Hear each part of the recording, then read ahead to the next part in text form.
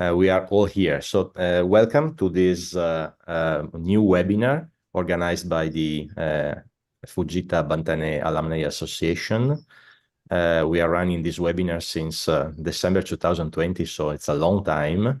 And every time we have the pleasure to host really great speakers, we can learn a lot and share knowledge, usually during the very nice discussions we have. So it's my pleasure today to introduce, first of all, of course, no need to spend many words to introduce Professor Yoko Kato. Everyone knows her. So thank you, Professor. And I also want to thank, of course, Dr. Liu, Dr. Raja for their constant support, especially for providing this platform for the webinars. Thank you to my co-moderator, Professor Ishu Bishnoi, always with me supporting these webinars. Today we have Professor Ashish Kumar as a commentator, and also our discussants, Afzal Sharaf, Atiq Islam. I think Dr. Hari Kiran had some obligations and he could not join us. We have today two speakers, as usual, Professor Masaru Abiko and Dr. Partsarthi Chawan. Professor Masaru is from Japan, Professor Chawan is from India. So before introducing the first speaker, I would like to ask Professor Yoko Kato to give us some words to introduce the webinar. So yes. So just I discussed with the Hari, because Hari has some family emergency, so he cannot join. But he is charge of the newsletter with Alumni Association. So he just finished in the middle of the newsletter, the second time the newsletter. I think maybe now we have 4 clinical fellows at the Fujita now, including the guy from Namibia. So I don't see his face. So maybe I think the charge can be the current fellow in Fujita. Is they have some more time to do such work, I think. That means I think, of course, Hari is a editorial chief, also the fellow can assist. First, well, what about Namibia Dr. Ibo? I'll just give him a call. Yes. Sure. And also at the beginning, maybe the Evelyn, please, I want to see your face. Evelyn? She is not with us now.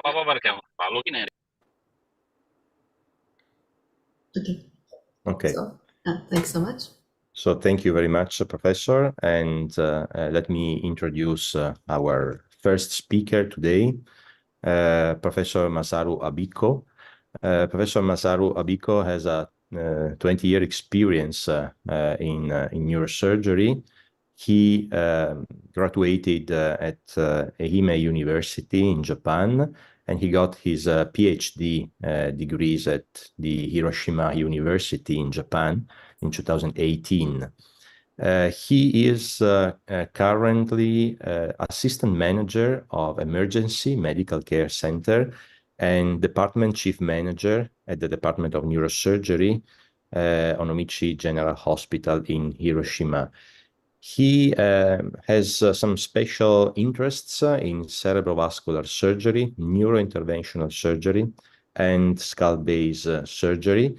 And actually, today, his lecture will be a skull-based technique in vascular surgery, so a very interesting and complex topic. It is my pleasure to ask Professor Abiko to start sharing his presentation. Thank you. Okay. Thank you for introducing me and giving the chance to speak here. I'm Masaru Abiko, and just a minute.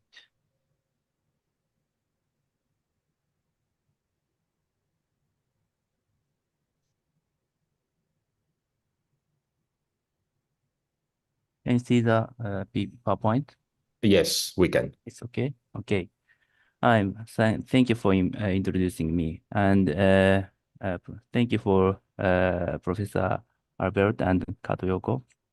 I'm Masara and I am working at here Onomichi City. Onomichi City is very located at the southeastern part, Hiroshima, in the Hiroshima prefecture, like that, and far away from Hiroshima City, about 85 kilometers. And Onomichi City is a very famous sightseeing spot, and you can see a very beautiful view like that out here. So, and this is a very beautiful view from our hospital. So please come on city in the future someday. By the way, my today's title is skull-based technique in vascular surgery. Many cerebral vascular disease can be treated with endovascular treatment caused by development and improvement of the devices.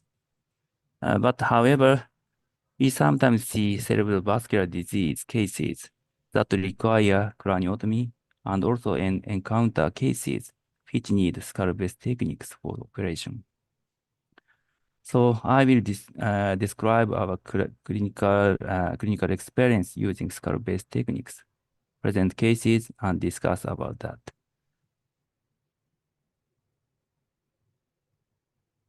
Yes, firstly, anterior clinoidectomy. This here is anterior clinoid, and drill out anterior clinoid. We can approach anterior temporal middle fossa part and skull base. And this is cadaver dissection specimen of the right side, of the left side. And at the middle part of the anterior clinoid, you can see the oculomotor ophthalmic nerve here, and lateral at the lateral part, you can see the oculomotor nerve like that. And drill out, with drilling out anterior clinoid, you can see the so-called oculomotor membrane like that here. And on the other side, there is a C3 part of carotis here in the cavernous sinus. So with cutting distal dural ring and retract temporal lobe and temporal dura posterolaterally, we can get a wide space here. And for operation, for example, paraclinoid aneurysm clipping, we use, of course, anteroclinoidectomy. First case is male in his 40s. His past medical history is autosomal dominant polycystic kidney disease, ADPKD. And he was followed with head MRI, and MRI revealed de novo aneurysm at the top of the basilar artery. On MRI, you can see a de novo aneurysm at the top of basilar, very small one, like that. Angiography revealed also small aneurysm like that. This is a de novo aneurysm. But even if it's very small, but in the ADPKD patients, patients have the tendency to rupture. So we decided to operation. This is very small one. So I thought that coil embolization was risky, so we choose clipping. This is operation view. From right temporal craniotomy was done, and now you can see 𝒂𝒂𝒓𝒊 was elevated like that.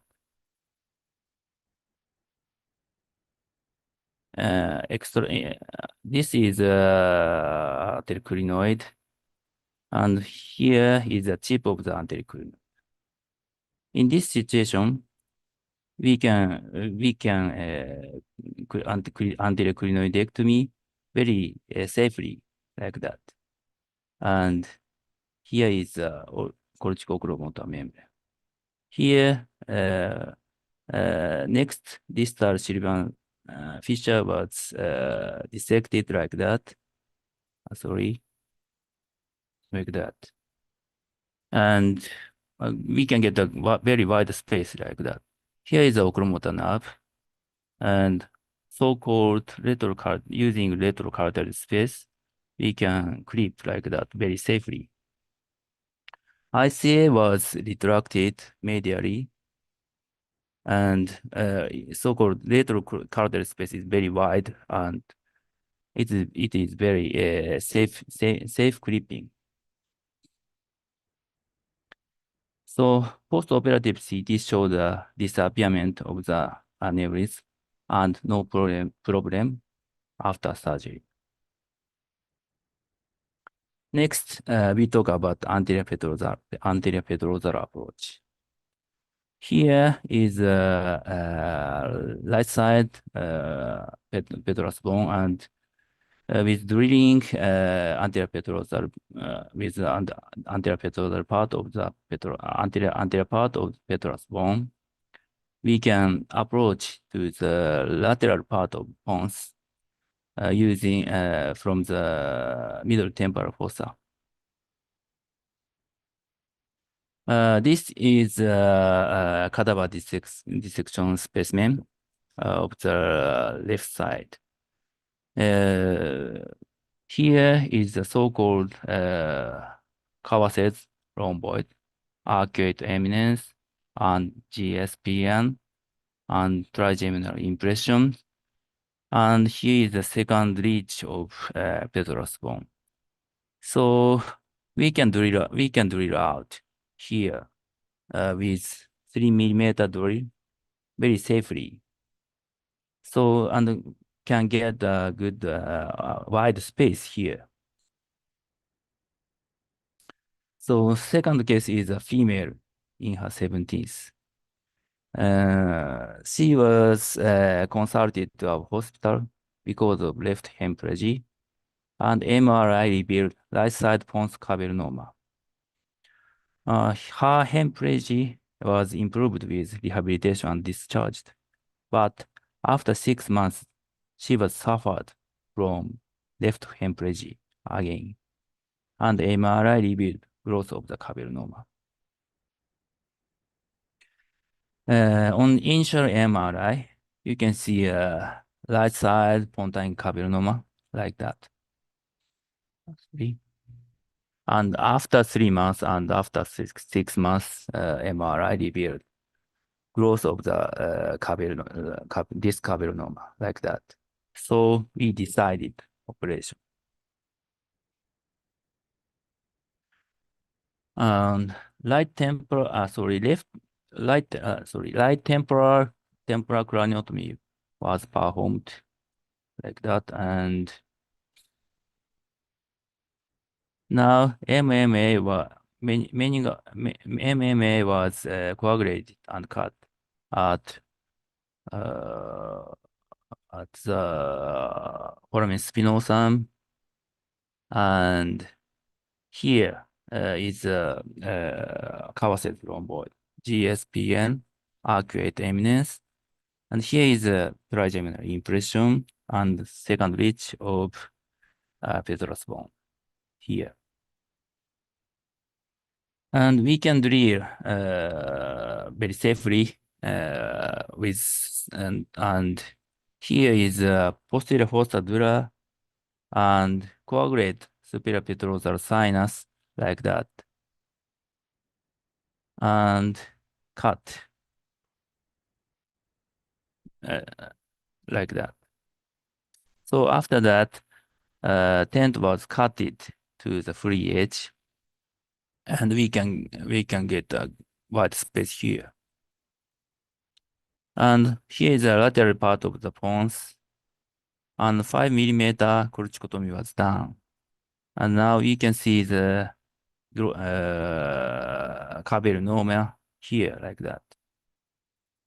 And dissected glios layer like that, and total removal. And inner layer collagen material was inserted, and sutured to the dura like that. And extra dura space also collagen material is put it on, and abdominal fat part was put it on the collagen material, and fibrin glue was dripped like that. This is dural closure of the anterior petrosectomy. So post-operative MRI showed the disappearance of the carcinoma, and she was home discharged with modified ranking scale 1. And third case is female in her 80s. She was undergoing rehabilitation at another hospital due to a fracture of the distal right radius. And she had a sudden headache and consciousness disorder, and HC revealed subarachnoid hemorrhage and transferred to our hospital by ambulance. Her SH classification was WFNS grade 4. CT revealed diffuse SA subarachnoid hemorrhage like that. And you can see on this large aneurysm of the right side ICA like that. And angiography shows also a big and large aneurysm of right side internal ICA. And the MATAS test and Alcock test were negative. On the 3D angiography, you can see here rupture point, and very near of rupture point, there was a PCOM orifice. PCOM is a very fetal type. So this time we saw that it was very difficult to obliterate with coil only the rupture point.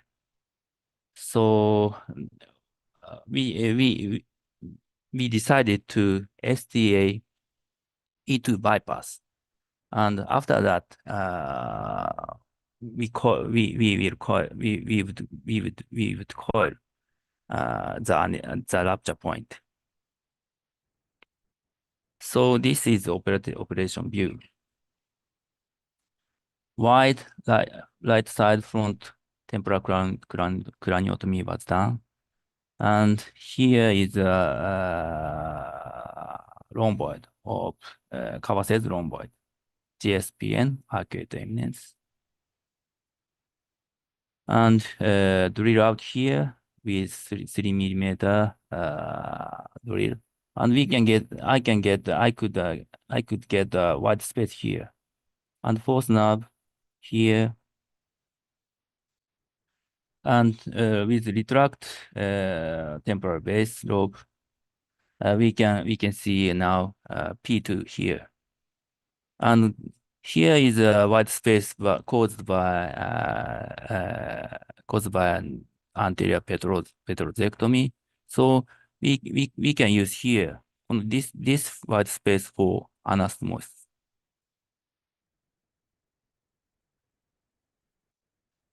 So lava was seated under the P2, and 𝑆TA-P2 bypass was performed like that, and ICD show a good flow here.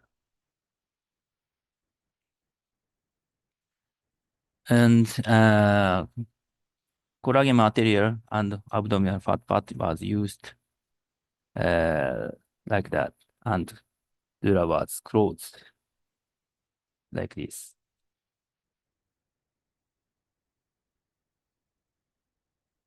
And after that, this patient was transferred to the angiographical room, and angiography showed a good flow like this, good graft flow, 𝑆TA-P2 bypass, and coil embolization was performed like this.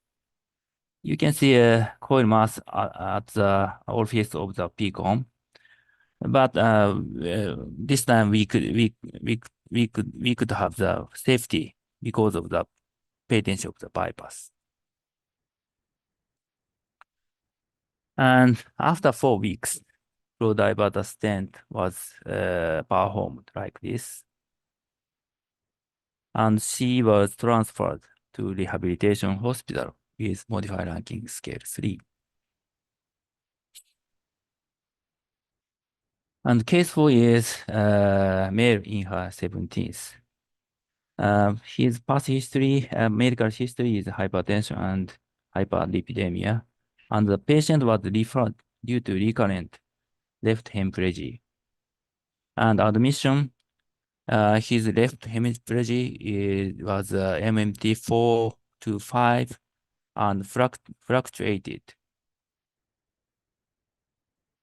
MRI revealed right side ICA occlusion and PCA occlusion.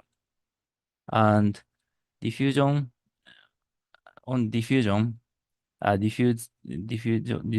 weighted image, there were many high density spots like that.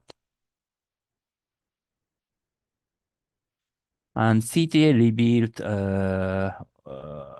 ICA occlusion and P2 occlusion, and perfusion CT showed the misery perfusion of the right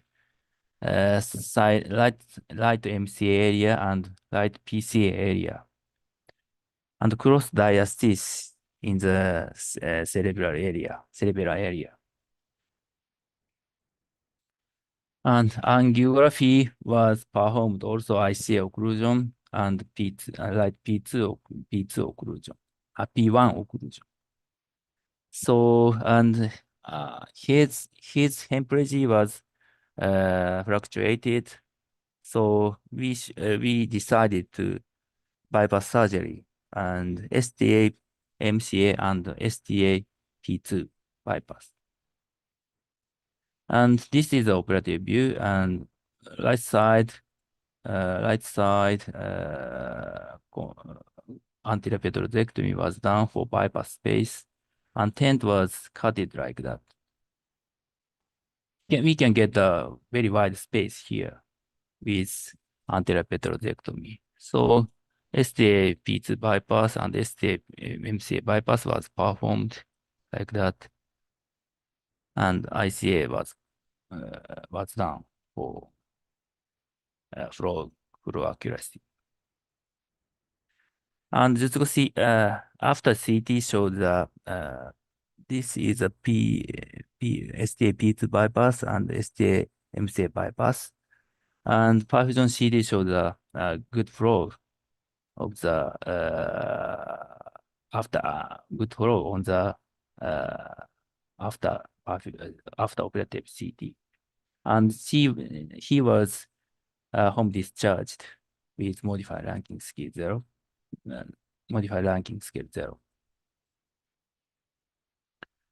And fifth case is female in her 60s, and she had sudden headache and consciousness disorder. She was transported to our hospital by ambulance, and head CT revealed subarachnoid hemorrhage.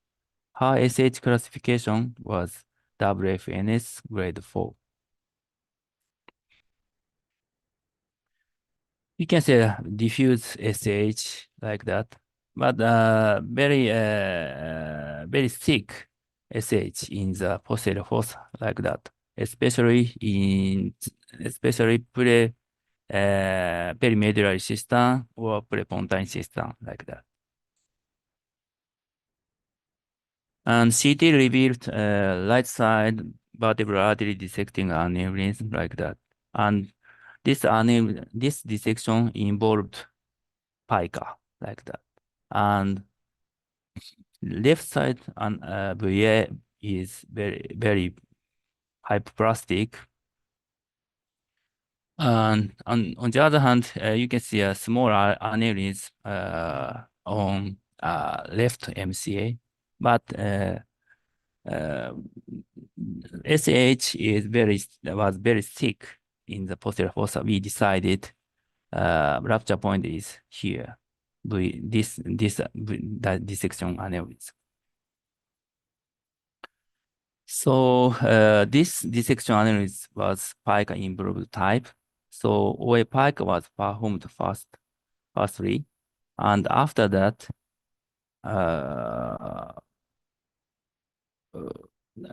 stent assisted coil embolization like this. Last view shows good obliteration like this.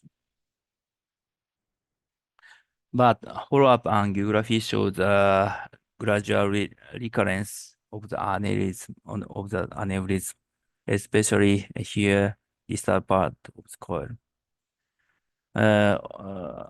On two weeks later, the recurrence was very apparent. So we performed balloon occlusion test, but she showed nausea and vomiting. So we decided that she didn't have the tolerance of the apparent artery occlusion of right side vertebral artery. And so we considered several strategies like that. Additional embolization with Elvis stent or flow diverter stent, or observation, or flow alteration surgery with craniotomy. We thought there was a risk of embolization, thrombic embolization, and so on, with first and second strategy. And there was a rebleeding risk with observation. So finally, we decided to last one operation, V3RA P2 bypass and VA occlusion at the proximal part. This is the operation view. Firstly, we dissected VA as the V3 part like this. And we do the combined petrosectomy for the wide space of radial artery graft to the P2 bypass, like this.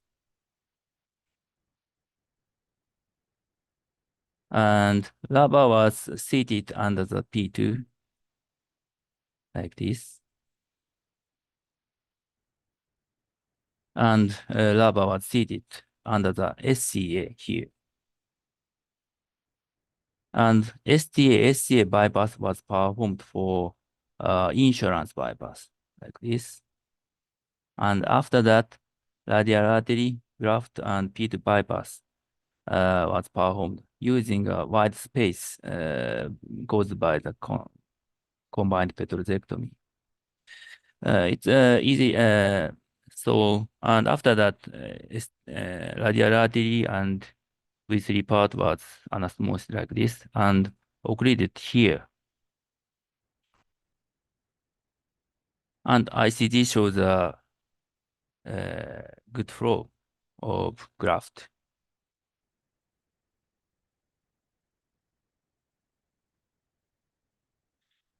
And on after operative CTA shows a good flow of the graft like that.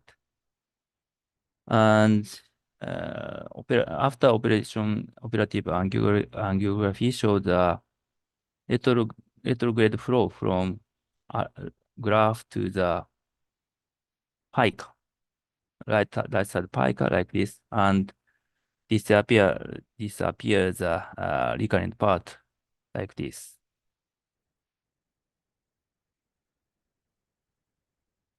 And after operative MRI showed no hemorrhage and infarction like this, and she was discharged with modified ranking scale 0 like this.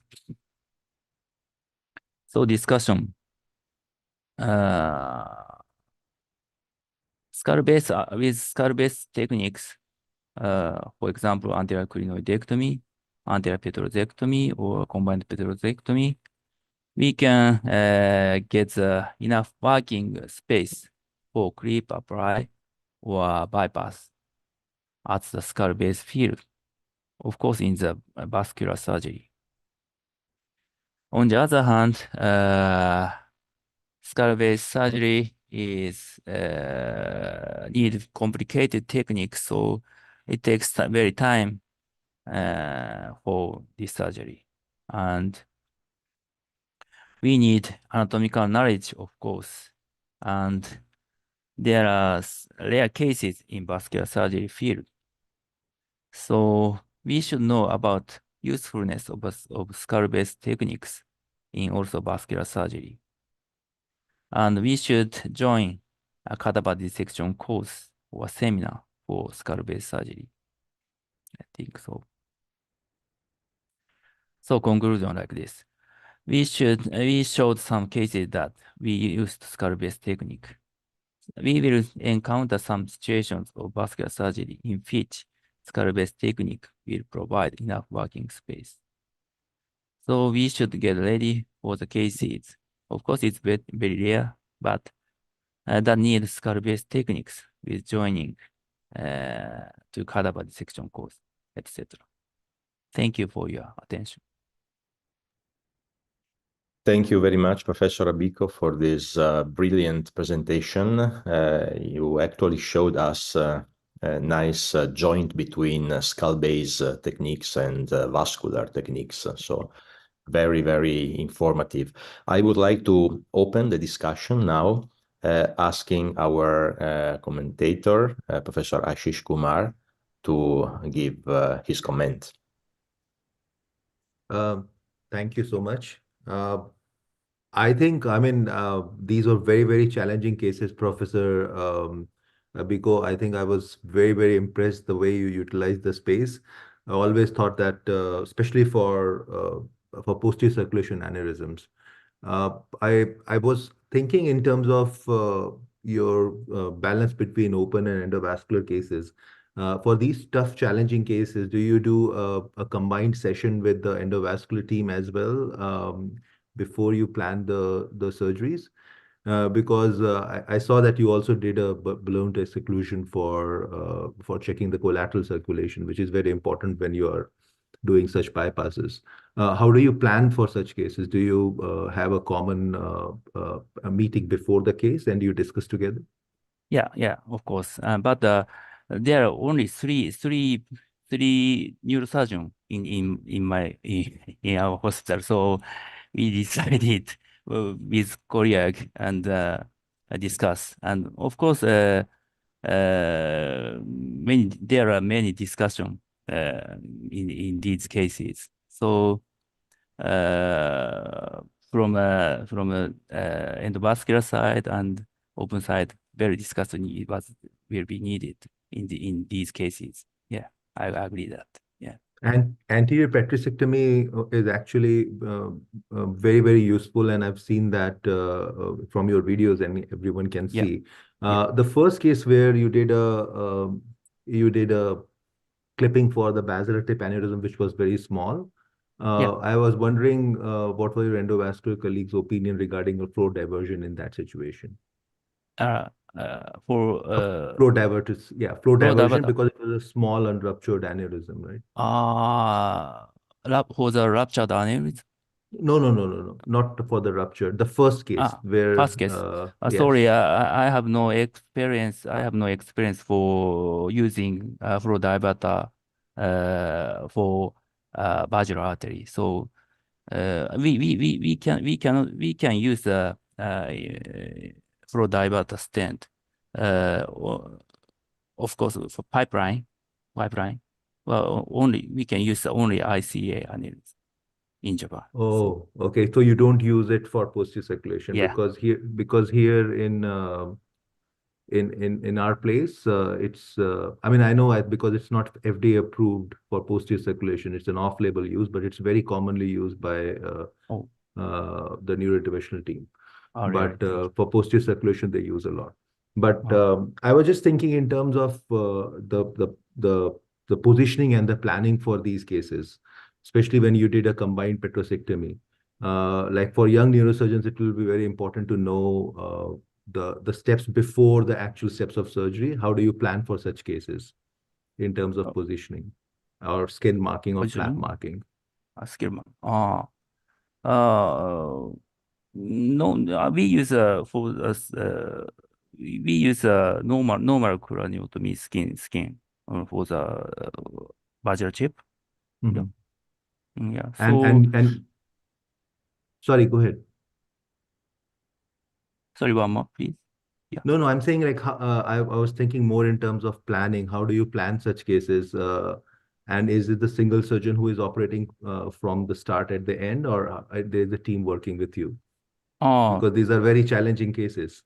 Yeah, of course, I decided finally about operation. So, and I was in the operation room first to the end. So, I will do the operation. So with my colleague, so we decided all operations. So we of course with discussion with my colleague. Yeah. There is also a question, Sensei, in the question and answer chat, which they say that there's a nice demonstration of tremendous vascular cases. About I think it was the second case where there was a giant IC aneurysm, and they were worried that they coiled just the point which had the Murphy's tip and rupture point, probable rupture point. So they're asking if there were any worries about choroidal artery supply after the coiling, and whether there was an option of ICA sacrifice followed by STA-MCA bypass if there's a contralateral good flow. This is Dr. Farhad asking this question. Yeah. Of course, in tolerance is not so good because Matas test and it's not negative. So it's negative. So this is of course it is optional technique, but in this case we cannot choose the ICA occlusion. Yeah.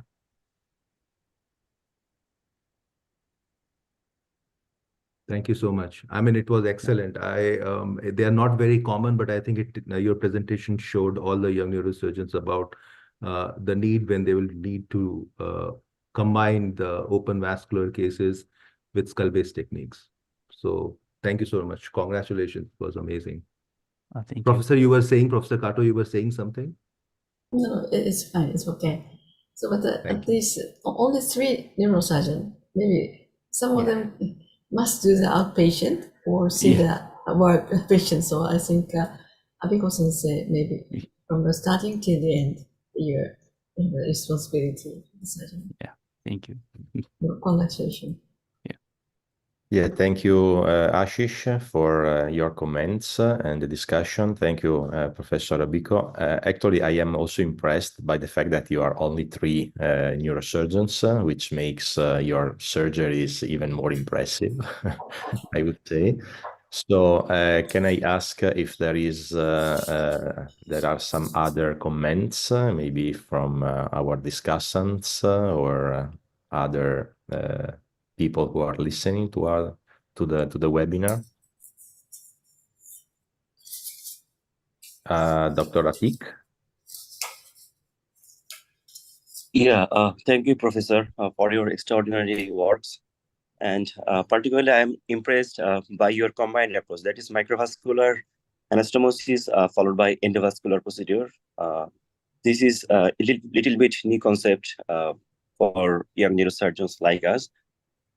And it is really new thought process will be encouraged for us. Two simple question and one opinion. While doing anterior petectomy, most of the cases we put a lumbar drain to slack the brain. Do you use the same protocol? Use a lumbar drain while draining anterior petectomy?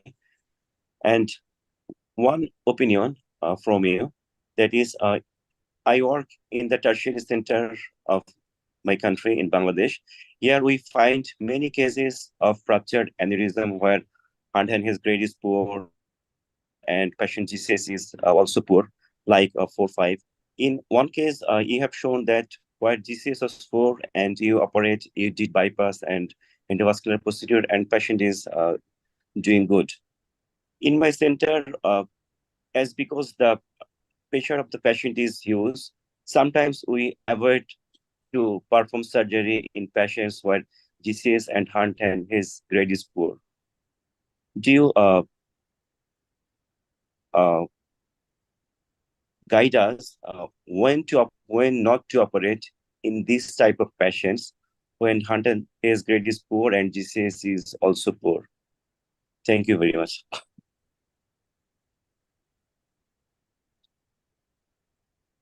Sorry. Well, sorry, I can't hear. Sorry now. Professor Abiko, I think Yeah. he was asking about the use of lumbar drain in anterior petrectomy cases. Do you use lumbar drain in all your Lumbar anterior drainage? petrectomy? Yeah, Yes. Yeah, I don't use lumbar drainage because we can enough space with anterior petrectomy only, so for the bypass. So we don't. But in the rupture case, we use ventricular drainage.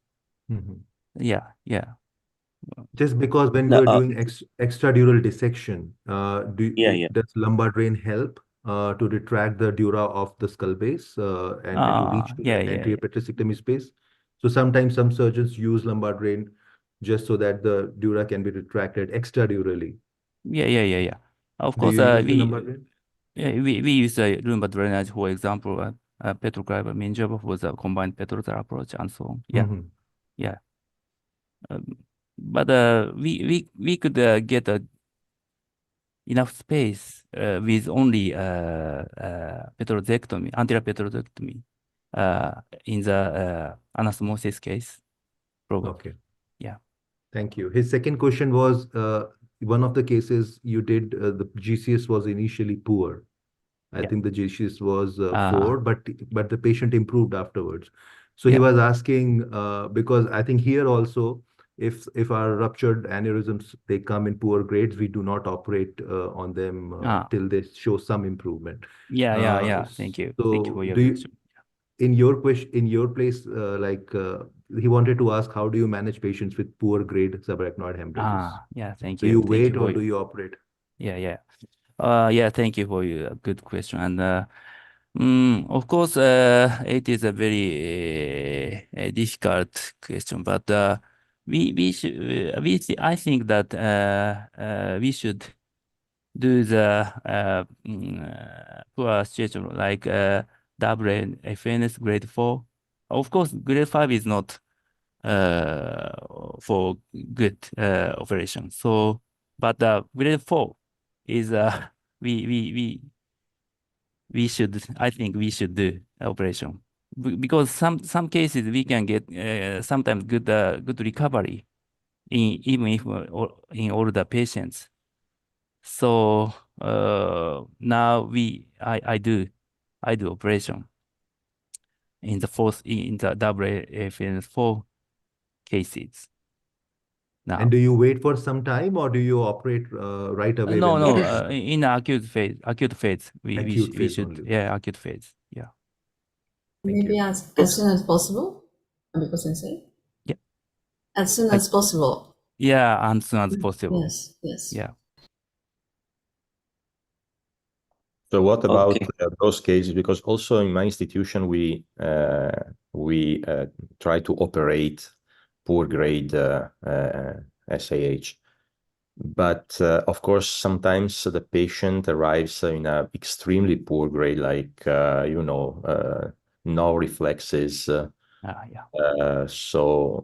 or maybe mid-reatic since maybe 1 hour before. So what about those cases? I'm asking because I have listened some presentations delivered by other speakers, and some people report surprisingly a good recovery sometimes in such cases. But I think it's like anecdotal. So how do you manage those specific set of cases? So people who arrive with a very poor grade SAH and actually without reflexes. Yeah. Sorry, I don't know why she and he was good recover, but yeah, I met some cases like that, and probably after care of the after operation is very important, probably, and in Japan we do the very effort for care after surgery. So one of the reason is this is one of the reasons after the of the good recovery. But of course there are many cases of the bad case. Yeah, of course. Yeah. Yeah. Abe Sensei, maybe the real grade 5, you mean that real grade 5 means is a no intravenous hemorrhage or hydrocephalus? No Yeah. hydrocephalus. Yeah. No hydrocephalus, of course. No ICH. There are some cases Okay. with hydrocephalus, and the condition is poor because of hydrocephalus. This is a confounder, I think, and we must take care of it. Usually it's quite difficult to save the patient, but if sometimes for that case, maybe the endovascular is the first choice, of course, endovascular coiling. So maybe we can do the angio, so then a good perfusion or some ICG. The dye is going up. Maybe you can do the coiling. I think that is only the way. It's quite a If I may different. comment, We administer mannitol, very high Yes, doses, yes, yes, maybe, and maybe. we wait and see if there is a very small at least a very small recovery, then we treat. This is how we manage this kind of patient. But it's very difficult to make Very, it. very difficult. can I speak? Raja? Yeah, Of course. thank you very much. There are so many things are already available in literature, but recently a survey came in the JNS, like how many of neurosurgeons actually treat the poor grade SAH, and surprisingly they found a very high number of patients in US do not get proper treatment for high grade SAH. So it was indeed very surprising, because we feel that endovascular is coming up for this poor grade, but actually it is not like that. A large number of patients are labeled as untreatable in such cases. But when you come to the third world, where low and middle income countries and other countries where trauma is very high, there are several reports of only primary decompressive craniectomy for poor grade SAH, and those who improve may undergo a clipping in the subsequent stages. That is what very few centers do that. And also the recently came up corrected like we have resuscitated GCS scores. Recently the SAH scores have been published in Neurosurgery Journal. I think it's by Tan NUN, who is the president of SWIN. The modified corrected WFNS SAH scale, that in patients who come with poor GCS WFNS scale, after resuscitation, what is that score? That is the final score they chose for whether she should and their patient should undergo treatment and all. Well, like many of our colleagues in this part of the world, we deal with a lot of aneurysms. We clip around 90 to 100 aneurysms per year, and all these patients are poor grade because of the late arrival in our center, because this is a tertiary referral center where I'm working, so the diagnosis is delayed, and they have all these problems of vasospasm and all. So that is why we also, if there is some hydrocephalus or intraventricular bleed, though the recommendation is not to put in EVD, we generally use put an EVD, and if they have some improvement only then we advise clipping or further treatment for that. That is my comment. Yeah, thank you, Raja. So very interesting discussion. Are there other questions from the floor? If I have a small question. yes, Afzal, yes, go ahead. I'm also used to like treating SH patients at the beginning of time, and like Professor Raja just now told, if we do a preliminary like not a direct treatment such as craniectomy or an EVD and just wait for the patient's condition to get better. So say, but again, from the fourth day, the risk of vasospasm is there. So I was wondering if how this acts on the patient. Say if we operate on the patient from the fourth day or fifth day, is the risk of vasospasm higher than if there is any data on that? Because that can also ultimately affect the prognosis of the patients. About spasm, yeah. But yeah, if we delay treatment, like say coiling or clipping, Yeah. for more than 4 days, so this if we treat the patient on the 5th day or 6th day, could the rate of vasospasm in this subset of SH patients be higher? Yeah, I think so. And delayed operation, we of course, especially in open surgery, probably there are many spasms. And of course, in the coil embolization, we should, in the situation like that, we firstly choose the coil embolization in the delayed phase. Yeah, of course. Yeah, I think so. Yeah. I will add to just that comment by Dr. Raja that in North America the large number of patients are not treated, and actually this is my experience here too, because if a patient is in GCS 3 to 5 category, they will say that you will wait till there is a substantial improvement. Even after EVD, sometimes they don't improve and they don't offer treatment. They said the quality of life will not be great regardless whatever we do. So normally in this situation, there is discussion with the family, and families, after a certain point of time, they withdraw care. So that option is discussed. ICU discusses with the family, and that kind of route is taken. Yeah, may I ask Ashish whether does the insurance support the treatment of high-grade SAH in your place? So here, everything is covered by the government. So everyone has like a health insurance plan, and they don't have to pay anything out of their pocket. So I think this is just they decide this based on what the quality of life the patient is going to have.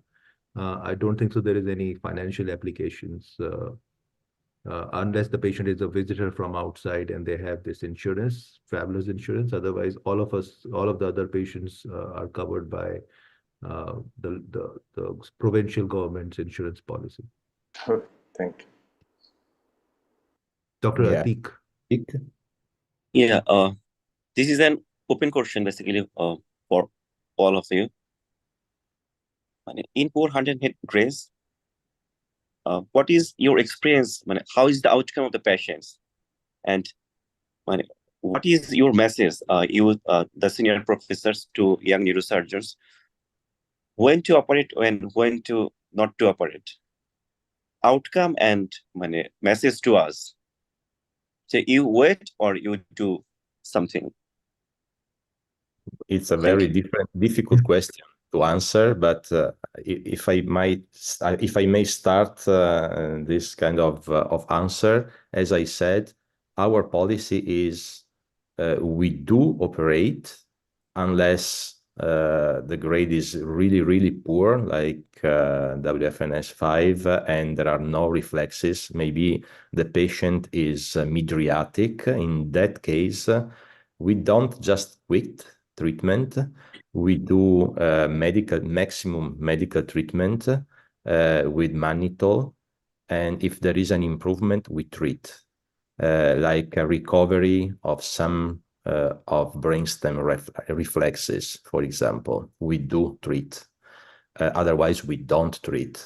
And of course, we make sure, as I said before, that there are no confounding factors like hydrocephalus, because in some cases, the patient condition can be very poor because of hydrocephalus, so which is a treatable condition, easily treatable condition. So we treat hydrocephalus, and we make sure that it is not the main reason for that very extremely poor condition. This is how we manage these cases generally.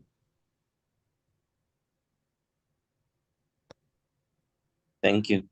I don't know if someone else wants to add something about this topic. I want to add some. Yes, issue. Yeah, like how many of us look for the neurogenic pulmonary edema, stunned myocardium, and aspiration pneumonitis, and part of sepsis before going to operate in cases? And second part is, if there is large hematoma and GCS is poor because of that hematoma, prefer to do surgery and then clipping. But if there is only subarachnoid hemorrhage and GCS is down, then look for the other causes also, because usually only subarachnoid hemorrhage is there and they are having poor GCS. There are other causes which do not result in good outcome. Like this neurogenic pulmonary edema, I have faced in so many cases that in subarachnoid hemorrhage cases, even after doing surgery, the respiratory part and the vasospasm part, these two, they always result in bad outcome. So gradually you develop tendency that this patient, even if it is he is having poor GCS but having mass effect or but good chest, he or she may recover, but the other part, they are not going to recover. And another thing is that if you wait and you realize that the responses, they are M2 or M3, and but pupils, they are reactive. They are usually, they persist in vegetative state. They don't come out. That's how I decide in many cases, because I operate some poor grade GCS, but not every poor grade subarachnoid hemorrhage. Thank you, Ishu. Albert, the recently developed from Andres Rabe was the herniation WFNS scale for SH in poor grade. I think that is one of the very good papers that was published recently. Let me check. You can see this? Yeah. Yeah, Yes. this is a very good article published by Andres Rabe. In this, where they have come up with the influence of herniation, you see, in poor grade, and they have treated if they have no signs of herniation, and they have said that this is a very good indication to treat. I think this paper is very good paper. Yeah, thank you, Raja, for pointing out this paper. Okay, I think we had a very nice discussion. I see Dr. Shanawaz wants to ask Yeah, something. thank you, Professor. Sorry for the late interaction. Just one question, as there was many cases of aneurysms. One question, questions regarding the management of some very complicated vasospasm, not controlling with medications, 3H, sometimes the intraarterial nimodipine. Is there any role of stellate ganglion block with any personal experience? I don't have experience on this. I don't know if the other colleagues has. No one has.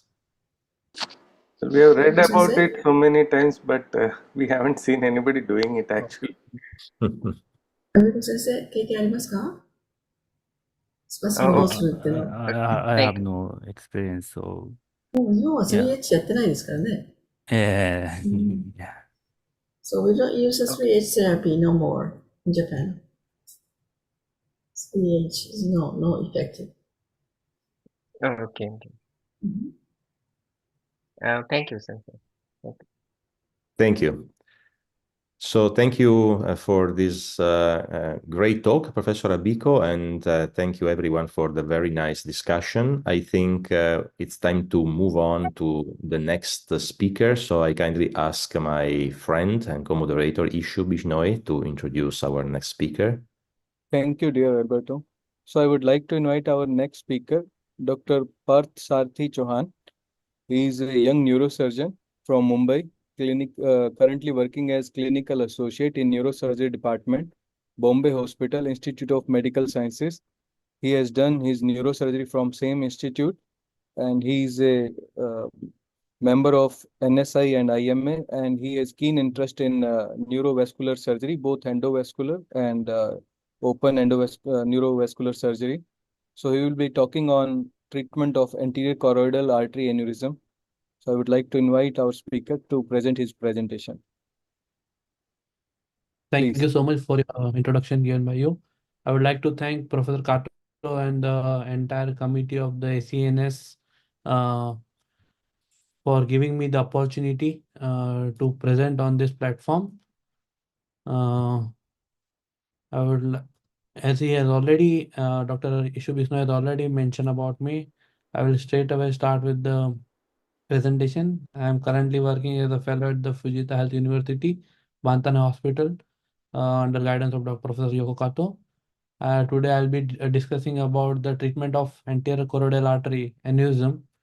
I'll start with the brief anatomy, which is the anterior choroidal artery aneurysm is the most distal branch of ICA, which originates just after the origin of PCOM and course posterolaterally. The choroidal fissure is the narrow cleft space located between the thalamus and the fornix. It serves as a pathway for the anterior choroidal artery as it travels towards the destination in the choroidal plexus of the lateral ventricle. It supplies mainly the posterior limb of internal capsule, optic tract, geniculate body, medial globus pallidus, cerebral peduncle, portion of the ventral part and the pulvinar of the thalamus, and anterior medial temporal lobe. The initial segment of the anterocoroidal artery is directed posteromedially behind the ICA. It passes below or along the medial side of the optic tract to reach the lateral margin of the cerebral peduncle. It again crosses the optic tract from medial to lateral and passes posterolaterally through the crural cistern to arrive posteromedial to the uncus, where it passes through the choroidal fissure to enter the choroidal plexus within the temporal home. Segments. There are two segments of the anterocoroidal artery, which is cisternal and plexal. The cisternal segment extends from the origin to the choroidal fissure and is divided at the anterior margin of lateral geniculate body into proximal and distal portion. The plexal segment is composed of one or more branches that passes through the choroidal fissure branch and enters the choroidal plexus of the temporal home. There are around 4 to 18 branches of the anterior choroidal artery with the average of around 9. Normal anatomical variation. There can be a duplication of the artery.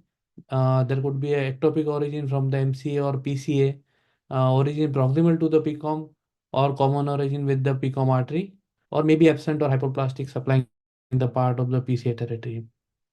Complete infarction in the territory of anterochoroidal artery leads to triad of hemiplegia, hemisensory loss, and hemideficit of the visual field. In incomplete infarction, there could be hemiparesis, hemianopsia, dystonia because of the GP involvement, disorder of the higher cortical function. If there is on the right side, which produces hemi-neglect, epirexia, anosognosia, and on the left side, it causes mild language disturbance. Just a brief history about the aneurysm treatment. John Hunter has given the proximal ligation of the feeding artery, which was the first initial days when it was treated like that. Few neurosurgeons have treated the aneurysm with this method. Followed by Victor Horsley has treated a giant IC aneurysm with the bilateral cervical carotid artery occlusion. William Horsted proposed fractional ligation over days in early 20th century to minimize the surgical morbidity. Harvey Cushing has described the cerebral crypt for occluding the aneurysm in the early 20th century. Walter Tandy was the first one who has clipped the aneurysm in 1937. And in mid 20th century, there was an advancement in the neuroimaging and catheter-based training that lead to the introduction of the endovascular approach, such as calling and stenting for aneurysm treatment. In modern era, there is a more advancement in the combined surgical clipping and endovascular coiling. And recently, since last few decades, there is a intrasecular flow diverting device. And in future, there are few novel devices and genetic study which are going on for the effective aneurysm management. Anatomy of the anterochoroidal artery aneurysm are typically located at or near the origin of anterochoroidal artery from the ICA within the cilium fissure or adjacent to the lateral ventricle. Due to their proximity to critical structures such as optic tract, internal capsule, and basal ganglia, they have a significant clinical implication if they rupture or compress the surrounding tissue. The size, shape, and the exact location of the anterochoroidal artery can vary, influencing their treatment approach and potential risks during intervention. Anterochoroidal artery aneurysm represent a small percentage of around 2 to 5% of all the intracranial aneurysm, which is commonly found in the age group of 40 to 60, with the equal distribution in either sex. Smoking, family history, and genetic conditions are the few risk factors. These are the few classification according to the articles. This is the article from the Japan, in which group A, there is a separate arising of the anterochoroidal artery and the aneurysm. And the group B, anterior choroidal artery arises from the neck of the aneurysm. And in group C, it is arising from the group 3, it is arising from the dome of the aneurysm. Similarly, here it is the same in group type D. There is a duplication of the anterochoroidal artery from the either side of the aneurysm, and in the this classification, which was given by the same group of Takachika from Japan, there is one more addition of the aneurysm, which is from the artery itself. Symptoms and signs related to SH, which is standard as a severe headache, nausea, vomiting, altered sensorium, photophobia, seizure, or loss of consciousness, or focal neurological deficit. Due to the compression by the aneurysm to the surrounding structure, there could be blood vision, diplopia, or partial loss of vision due to compression. Ophthalmological symptoms, which include the change in the pupil size or reactivity, ptosis, and restricted eye movement indicate the involvement of oculomotor nerve. Focal neurological deficit depends on the location of the size of the aneurysm, such as weakness, numbness, or tingling in the specific part of the body. Imaging includes CT and MRI brain plane with the angiography to see the aneurysm, and digital subtraction angiography, which is the gold standard for the diagnosis of aneurysm. Conservative treatment is the standard: airway, breathing, circulation, analgesics, all the nimodipine classes and 10 for the vasospasm. Triple H, we use it in our country, but not used everywhere else. maybe not in Japan, DVT prophylaxis, cardiac monitoring, and intensive ICU care management. In the surgical part, the hematoma evacuation, if the hematoma is quite large and which is having the ICH, DSA with intra-arterial nimodipine. In some cases of hydrocephalus, initial EVDA followed by BP shunt. Approach to treating a rupture anterior choroidal artery aneurysm, which requires detailed assessment of the patient, consideration of the risk and benefit, strategy to deal with the hurdles coming during the treatment, and post-op complication management. In emergency, immediate focus is on stabilizing the patient with airway breathing circulation, followed by preventing further neurological damage by managing BP to avoid re-rupture or vasospasm, and intensive care in the ICU. For the diagnostic evaluation, neurological assessment, followed by CT and MRI, and maybe in some cases with the diagnostic CT, digital substructure angiography. Surgical intervention, immediate surgical intervention may be necessary in few cases to prevent rib rupture or to secure the aneurysm, which is by maybe clipping or endovascular coiling. And in EVD or hematoma evacuation for hydrocephalus and the ICH.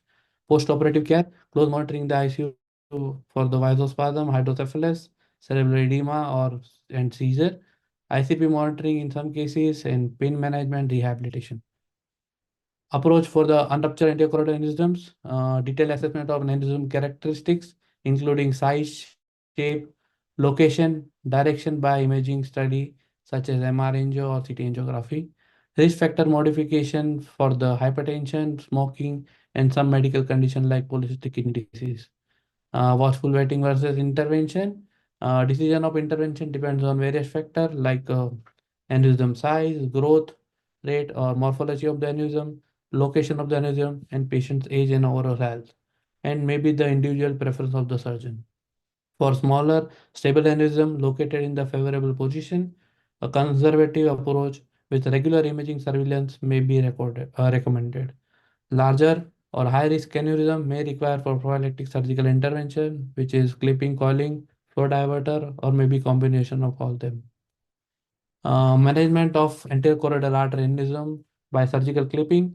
Consider surgical clipping for accessible anterior choroidal aneurysm, especially those with the wide neck or unfavorable anatomy for endovascular technique. Plan the surgical approach carefully to minimize the risk of injury to surrounding structure, such as optic tract, internal capsule, and basal ganglia. Use of IC green study, pre and post clipping to see the complete obliteration of aneurysm, neck remnant, or patency of the parent artery and distal circulation.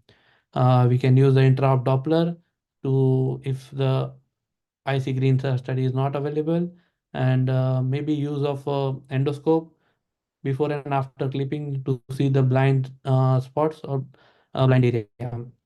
Use of hybrid OR to do angiography during the surgery or immediately just after the clipping. You can use the intra-op neuromonitoring to assess the neurological function during surgery and to ensure the preservation of critical neural pathway. In endovascular treatment, few options which include coiling, stent artificial coiling for wide neck aneurysm, balloon remodeling of the coil, flow diverter. In the ruptured cases, the stage treatment. In the acute phase, the coiling followed by flow diverter at later stage, maybe 3 or 4 weeks after. And maybe NBC embolization or coil embolization for distal anterior choroidal artery aneurysm. These are the few papers which is showing the comparison of outcome between the clipping and endovascular coiling in anterior choroidal aneurysm. The incidence of postoperative ischemia was related to aneurysm projection area and the presence of intraoperative rupture. Temporary clipping timing and the number of temporary internal carotid artery occlusion may be associated with ischemic stroke. Anterior choroidal artery aneurysm syndrome include hemiplegia, hemianesthesia, and hemianopia, which may be more in surgical treatment as compared to endovascular treatment.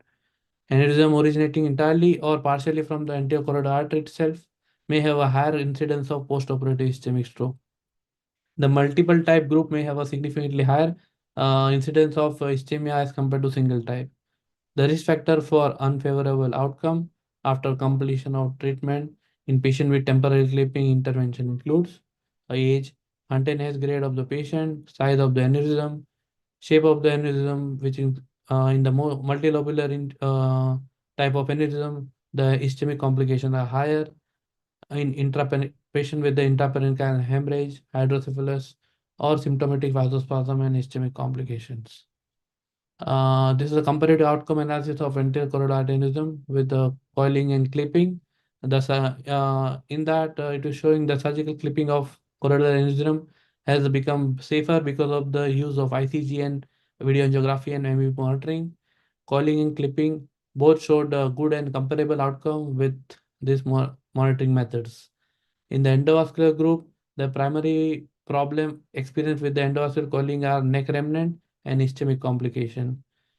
King et al. Reported a symptomatic complication occur in the neck type, and he has recommended that endovascular coiling is not indicated for type C and D group. Type C and D group. In surgical clip group, reported the frequency of infarction was highest in the neck type aneurysm with the statistically significant difference.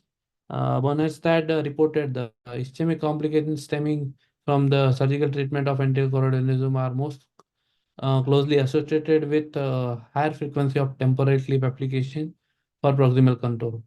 To preserve the enterochoroidal and to avoid the hemiparesis, monitoring with IC green video angiography and MEP is very helpful and is a safe and effective method to provide the necessary information for modifying the clip placement immediately. There is one more paper of complication risk factor in anterior choroidal aneurysm. We show the multilobulated aneurysm is having the highest complication rate as compared to single lobe aneurysm. And emerging strategy to reduce the complication is the flow diverter stent and intraoperative neuromonitoring. In open surgery, the microprobe Doppler and pre-post clipping IC green and motor evok potential monitoring reduce the risk of ischemic complications. The treatment of ruptured anterior choroidal aneurysm by acute coiling followed by flow diversion, which is the stage treatment. So they have done that stage treatment. Initially, they have for the ruptured aneurysm, they have done a coiling. After the 3 to 4 weeks duration, they have done a flow diverter treatment to treat the aneurysm, and they have shown a good result in this. And flow diversion used for the anterior choroidal artery aneurysm. This is one paper with the multi-institutional experience that is showing the can be used successfully in anterior choroidal aneurysm with good safety outcome of around 83%. The large majority of the aneurysm were completely obliterated in this group. This is the distal anterior choroidal artery aneurysm where selective provocative testing and a coil embolization may be one of the feasible option for the treatment of without creating new deficit. And similarly, distal anterior choroidal artery aneurysm, distal anterior choroidal artery sacrifice with the NBC embolization without clinical deficit. It is also one of the option. My take-home messages are it's one of the very rare aneurysm to find out in intracranial compartment. It is around 2 to 5%. Treatment of anterior choroidal aneurysm comes with a higher rate of intra-op and post-op complication as compared to other aneurysm. Complications are quite devastating, which includes hemiplegia, hemianesthesia, and hemianopia. They are more common in small aneurysm type, multilobulated aneurysm, ruptured aneurysm, aneurysm arising from the anterior choroidal artery itself or artery and the aneurysm sharing the common origin. And the number of temporary clipping time, clipping and time for the which the parent artery was clipped, IC was clipped for the aneurysm treatment. Treatment modality for anterior choroidal aneurysm include coiling, clipping, flow diverter, maybe stage treatment, and sacrifice the artery in distal type without deficit. The use of treatment type should be based on the type of aneurysm, morphology, rupture status, and surgeon's expertise. Future direction is more, which requires more prospective study comparison, randomized control trial, a genetic-based study, and maybe bypass surgery with the proximal occlusion. Thank you. Thank you, Dr. Parth, for such a wonderful presentation. So now the house is open for the questions, and I would like to invite Dr. Ashish for his expert comments. Thank you so much, Dr. Ishu. I mean, amazing presentation. I think you have covered the literature very well, Dr. Parth. Thank you. I wanted to ask in terms of the stage procedure. Actually, it's not a question; it's rather a comment, because that's how we plan procedures here as well for ruptured anterior carotid artery aneurysms. I think the most important part for all the young neurosurgeons is to identify whether this is an anterior carotid artery aneurysm or it's a distal PCOM artery aneurysm, because Yes. sometimes the PCOM is very small, and I've seen confusion between PCOM versus anterior carotid. And when you have a small PCOM, then you may think like you can take it with your coiling and nothing will happen because it's not a fetal circulation. But the problem is when you keep coiling, especially for young neurosurgeons, they keep coiling through interventional, through endovascular route, and they take that small artery and patient will end up in hemiplegia because it's not a PCOM, it's actually antecarotid. So angiographic identification becomes very, very important, especially if it's a distal PCOM versus distal antecarotid artery. In terms of stage treatment, I will say this is what I follow and what is followed at most places. Usually antecarotid artery aneurysms, you coil by endovascular route and you leave a little bit of a neck remnant. And just because you cannot coil completely, as you don't want to include the origin of the antecarotid artery in your coils, you leave that neck and you come back after the acute phase is resolved and there is no more blood in the brain. So you come back around like 6 weeks, 8 weeks, or 2 months after the ruptured SAH situation is over, and then you deploy a flow diverter. So that's usually a very, very good technique in ruptured cases. Of course, if there are cases where anterior carotid is very, very close to the ICA bifurcation, and in that situation, you cannot land your flow diverter exactly where you want. You have to cover the anterior cerebral artery. You know what I mean? If suppose this is the bifurcation and your anterior carotid is just at the bifurcation, you cannot land. For landing the flow diverter there, you need to have some space between, some space between the bifurcation and the distal neck. If you cannot land there, you will actually have to go into the MC and close and cover the ACA, which normally we will not prefer. If that is happening, I know some radiologists will probably just cover the ACA, but it should never happen, because if that happens, you are relying on the other ACOM to see whether there is any collateral flow, and which is always risky. Covering any major artery through flow diverter is absolutely not necessary, because you have a surgical option. It's not like this is the only option to treat. So if it's very close to the bifurcation, these patients are not good for flow diversion, and you actually take them for surgery. But if there is some space, I think flow diverter is a better option, because you can just come back after 2-3 months and deploy the flow diverter, and the rest of the aneurysm will be gone. And antecarotid will always be maintained because it's a small perforator artery, and the overall result is very good. So great job. I think it was good. It was great presentation. I was wondering whether the stage treatment, that maybe they do the partial coiling initially. Maybe when after do the DSA after 4 to 6 weeks, you may not need a flow diverter at the very beginning, because maybe the aneurysm is secured with the coil itself, and you may not require flow diverter in the later stage of the treatment. So that is always a possibility. The problem here with antecarotid artery aneurysm is when you are doing the endovascular embolization, you cannot come very close to the neck. So you always leave some, and actually this is true for all endovascular treated aneurysms. But for antecarotid, you are more worried. So sometimes the antecarotid is incorporated in the neck, and in that situation, you stay further away from the neck. And those cases, generally, they come back, usually. But if suppose the anatomy is such that you can pack it without, without it compromising the anterior choroidal origin, then if the packing is good, then they never come back. Yeah, and so far I have not come across any article or any literature which is showing the bypass surgery for the antichoroidal aneurysm. Maybe I have just heard in the one conference in Yokohama recently, which was Dr. Kamiyama with his associate. They have showed some cases which they've done the bypass for the antichoroidal aneurysm. Otherwise, I no don't letters we could find I out. don't have any experience for this. I will probably ask the group if someone has an experience for bypass for antichoroidal aneurysms. So sometimes they do, but it's quite difficult, I think. Yes. But I think the antichoroidal artery itself is very, in most of the cases, very small and also very flat and wide neck. Yes. And also the branches coming from, most of them is coming from the just next to the neck, I think. So I think it's quite difficult for endovascular team, I think. So most of them is come to the open session. Thanks. Thank you, Santa.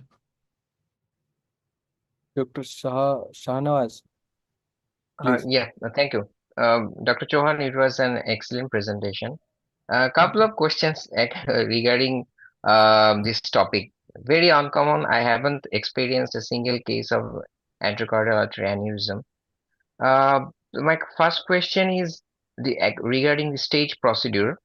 What are the Huntington Hayes grade and type? As you say, there are 4 types of anterochoroidal artery aneurysm.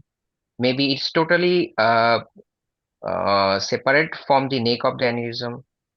Sometimes anterochoroidal coming from the neck of the aneurysm.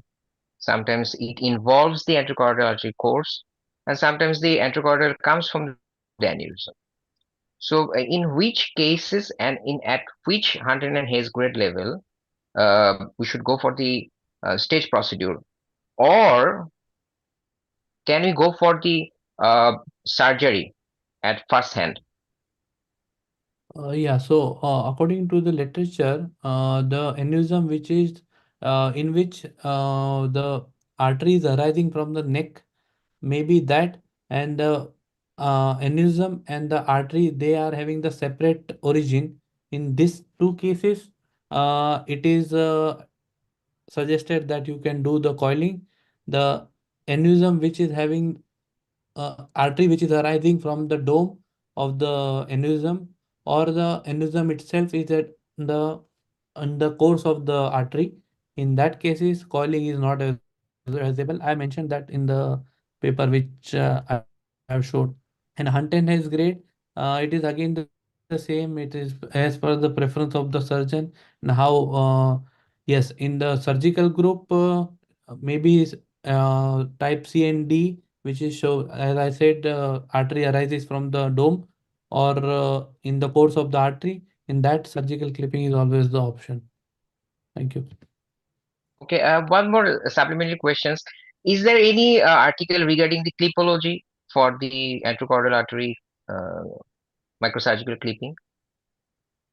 I have not come across some technical aspect of the interchoroidal artery aneurysm clipping. Sorry, thank you. Okay, thank you, John. It was excellent. I think you will, Dr. Shahnawaz, I think you will get some good resources if you read Dr. Michael Lawton's 7 aneurysm series. 7 aneurysm, okay. I think you will find a good reference for antichoroidal clipping there. But as Professor Kato said, like usually they are very closely associated with the neck. These antichoroidal arteries are very closely associated to the neck. So if you coil it, you can never coil it completely. That's why people generally prefer stage treatment if they're doing endovascular, because if you try to coil it completely as good as, for example, clipping, you will compromise the artery. So generally people leave a little bit of neck, and that's why they recur more. And that's why the stage treatment for them. I mean, the rheumatoid occlusion grade 2. Ashish sir? Professor Kato? No, I'm just asking because maybe he can make some comment for. Yeah, Thank you Oh, for nice. your nice presentation. Yeah, yeah. Of course, I think I can choose of course the type A for the type A.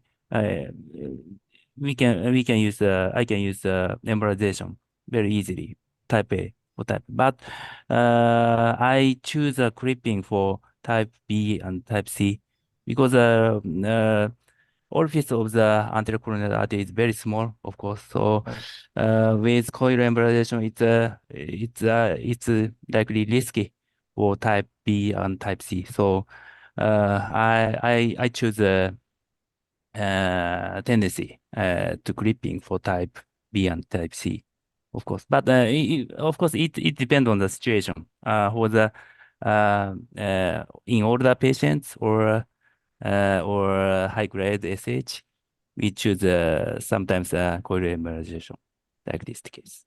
Thank you. Oh, okay. Irrespective of the ruptured or unruptured status, Sensei, for type B and type C, you go for the clipping?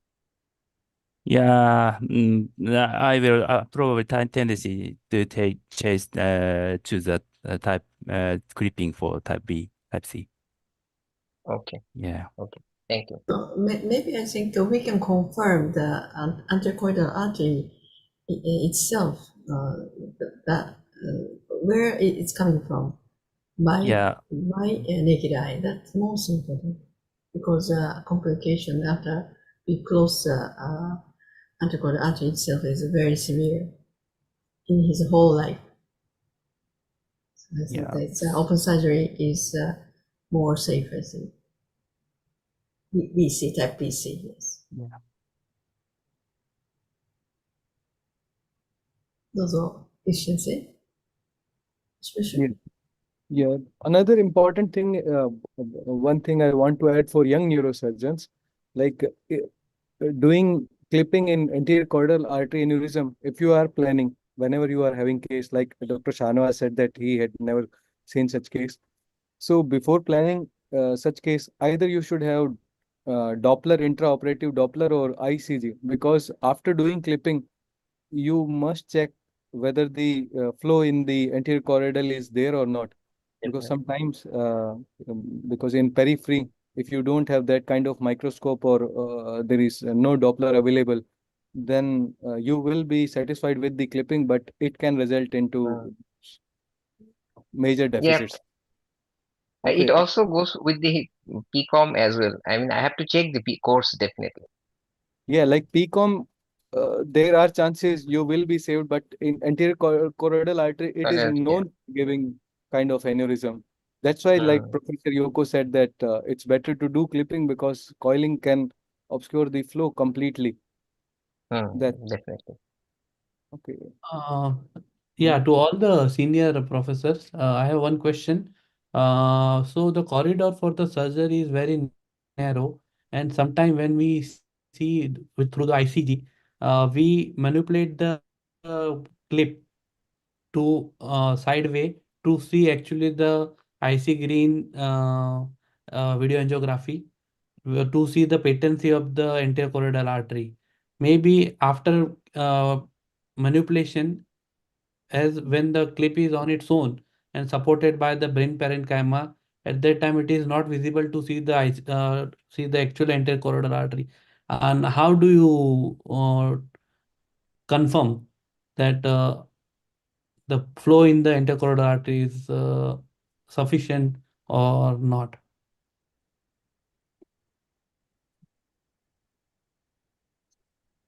Yeah, it's a very good question, actually. I agree that ICG video angiography has some limitations, right? So sometimes the artery is covered by the clip itself, so it's not very clear. But, you know, I think you have to match many different techniques. ICG video angiography can be one of them. Maybe you don't see the choroidal artery in the very proximal part, but you can see more distally. So if it gets injected, it's you know, it's one criterion, not enough, of course. Sometimes you can use, not easy, for the choroidal artery flowmetry, or Doppler, but sometimes they are very small, so not easy, but this can be another method.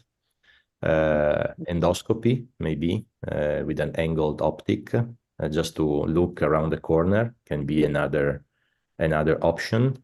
And then, of course, not for ruptured cases, but for unruptured, we use routinely neuromonitoring.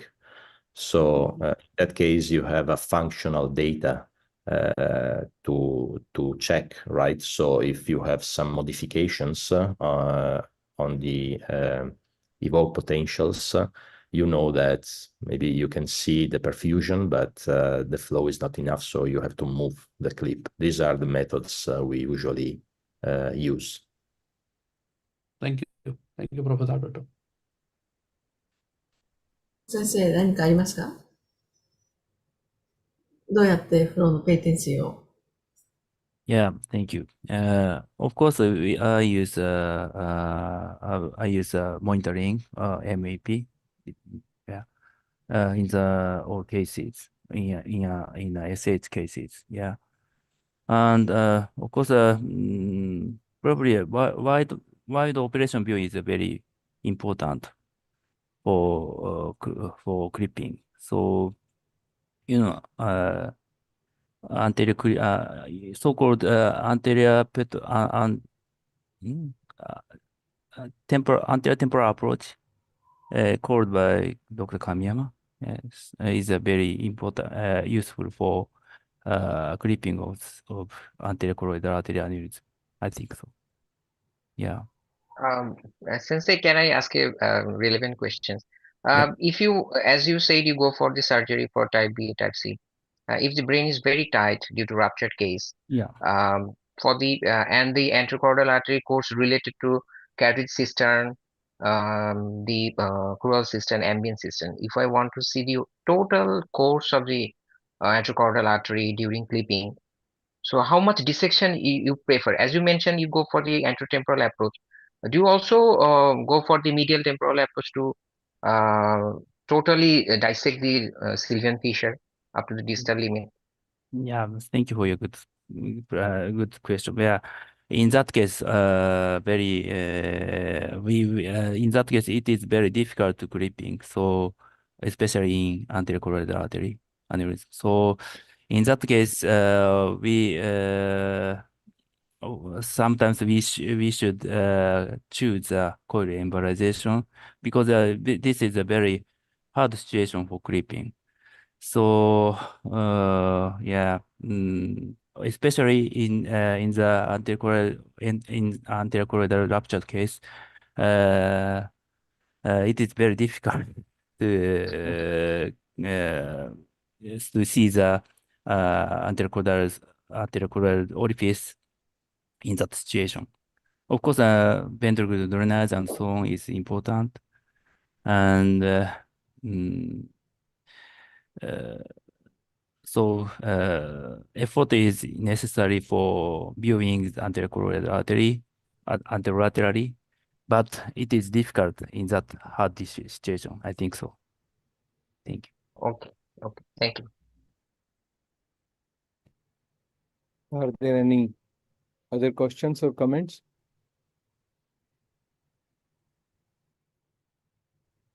So, dear Alberto. So, Yes, yes, issues. So thank you again to all the speakers and the people who joined the discussion. I think we have now time to listen to a short presentation by the current fellow at Fujita Bantané, Dr. Toivo. Are you online?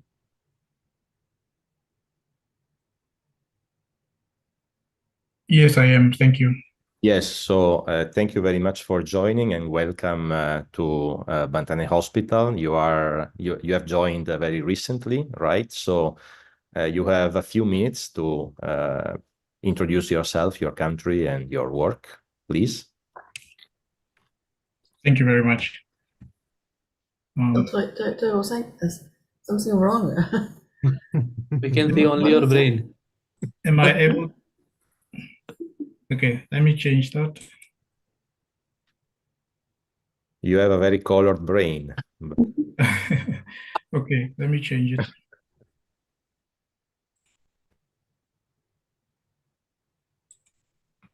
Thank you. Okay. Am I able to share my? Yeah, please share your screen.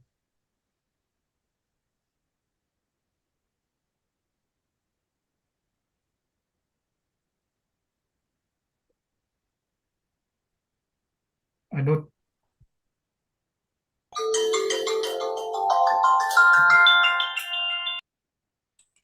don't see the share slide option.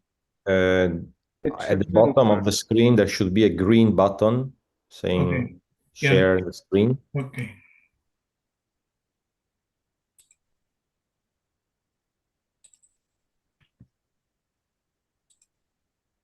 Okay.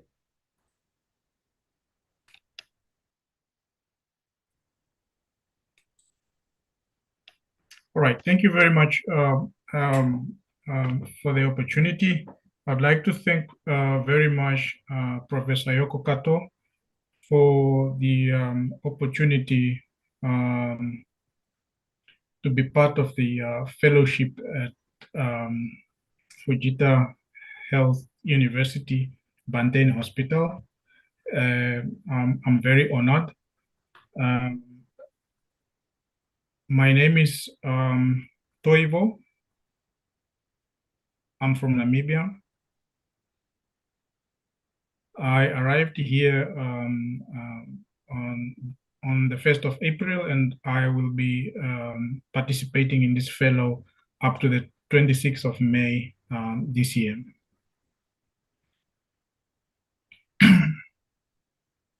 So I'm from Namibia. Namibia is a country in the southern part of Africa.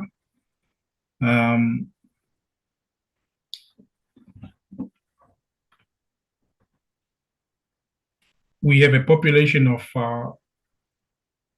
just above 3 million. And of that population, we have about 10 neurosurgeons for the whole country. So just a brief introduction on my educational background. So I obtained my neurosurgical training in Zimbabwe, but I'm also a fellow of the South African of the College of Neurosurgeons of the South African Colleges of Medicine. So in my scope of practice in my home country, Namibia, we see basically everything in all disciplines of neurosurgery. The most commonly encountered conditions obviously are traumatic conditions, both cranial and spinal trauma, of which we are managing quite comfortably. We see also a lot of neural tube defects, especially in the form of spinal dystrophism, myelomeningocele, and associated hydrocephalus. We treat also degenerative, quite a large number of degenerative, especially spine conditions. In terms of tumors, we see more of brain tumors than spine tumors. I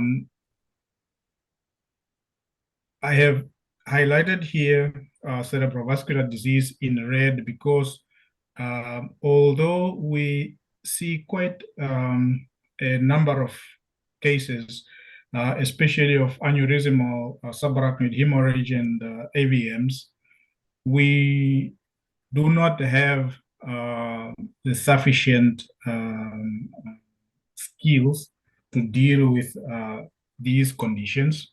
And this is the reason why I have applied to join Professor Kato's fellowship program here at Fujita Bantein Hospital.